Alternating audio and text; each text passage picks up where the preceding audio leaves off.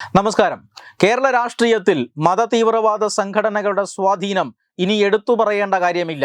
കാരണം കേരളത്തിലെ ജനങ്ങൾക്കെല്ലാം ഈ കാര്യങ്ങൾ അറിയാവുന്ന കാര്യമാണ്. പോപ്പുലർ ഫ്രണ്ടിന്റെ നിരോധനത്തിന് ശേഷം പുറത്തു വന്ന കാര്യങ്ങളെല്ലാം തന്നെ കേരള സമൂഹം വളരെ വ്യക്തമായി തന്നെ മനസ്സിലാക്കിയതുമാണ്.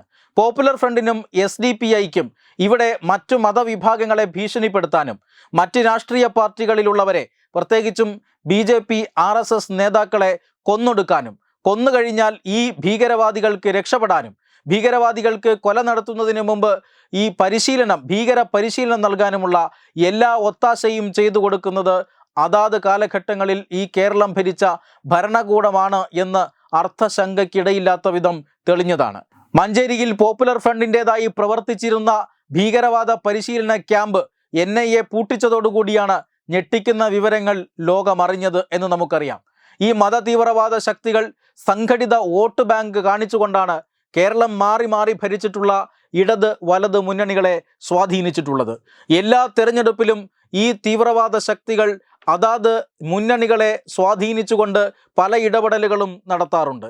ന്യൂനപക്ഷ മതവിഭാഗങ്ങളെ കൂടെ നിർത്തുന്നു എന്ന് പറഞ്ഞുകൊണ്ട്, ന്യൂനപക്ഷ ക്ഷേമം ഉറപ്പുവരുത്തുന്നു എന്ന് പറഞ്ഞുകൊണ്ട് മതതീവ്രവാദ ശക്തികളുമായി കൂട്ടുകൂടി വോട്ടുറപ്പിച്ച് അധികാരം നിലനിർത്താനാണ് ഇത്രയും കാലം ഇടത് വലത് മുന്നണികൾ ശ്രമിച്ചു പോന്നിട്ടുള്ളത്. ഇപ്പോൾ പോപ്പുലർ ഫ്രണ്ട് എന്ന ഭീകര സംഘടന ഇല്ലാതായിരിക്കുന്നു. ആ സംഘടനയെ ഏതാണ്ട് 1.5 വർഷം മുമ്പ് കേന്ദ്ര സർക്കാർ നിരോധിച്ചു കഴിഞ്ഞു.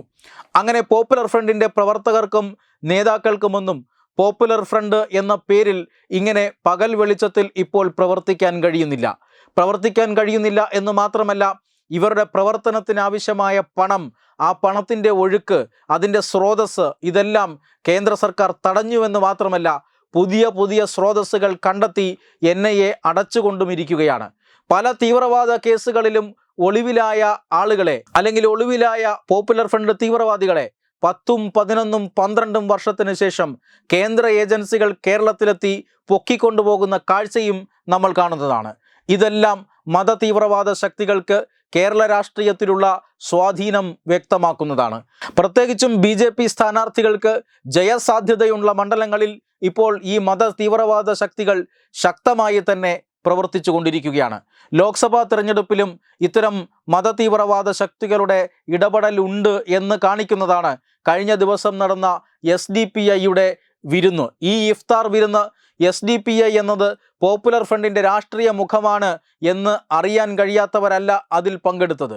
പോപ്പുലർ ഫ്രണ്ട് എന്ന നിരോധിത സംഘടനയിലെ പ്രവർത്തകർ തന്നെയാണ് ഈ SDPIയിലും പ്രവർത്തിക്കുന്നത് എന്ന കാര്യം എല്ലാവർക്കും അറിയാവുന്നതാണ്.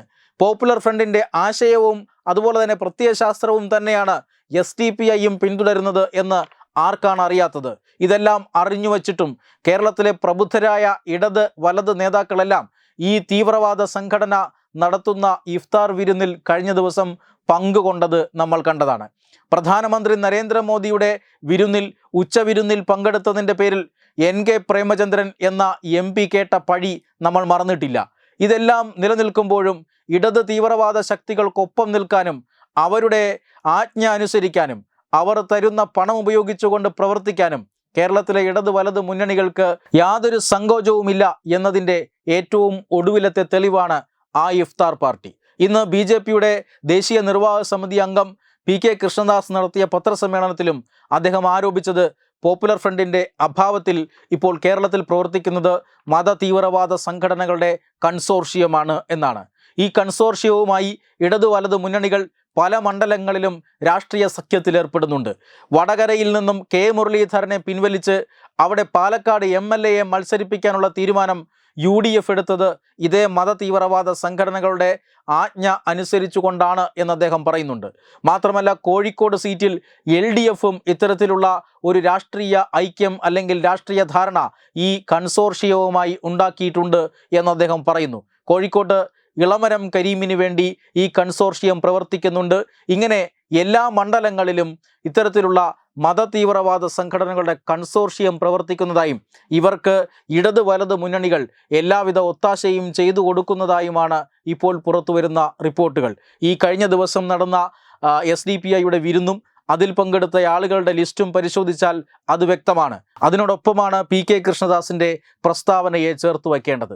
പോപ്പുലർ ഫ്രണ്ടിന്റെ അഭാവത്തിൽ ഇസ്ലാമിക തീവ്രവാദ സംഘടനകൾ എങ്ങനെയാണ് പ്രവർത്തിക്കുന്നത് എന്നതിൻ്റെ ഒരു നേർചിത്രം കൂടി ഈ തിരഞ്ഞെടുപ്പ് രംഗത്തു നിന്നും നമുക്ക് ലഭിക്കുകയാണ്. എന്തായാലും മത തീവ്രവാദ ശക്തികൾക്കെതിരെ തീരുമാനം ജനമെടുത്താൽ ഇടതു വലത് മുന്നണികൾക്ക് ഈ അവിശുദ്ധ സഖ്യത്തിന്റെ ഫലം തീർച്ചയായും ലഭിക്കുകയില്ല. വെബ് ഡെസ്ക് തത്തുമൈ ന്യൂസ്.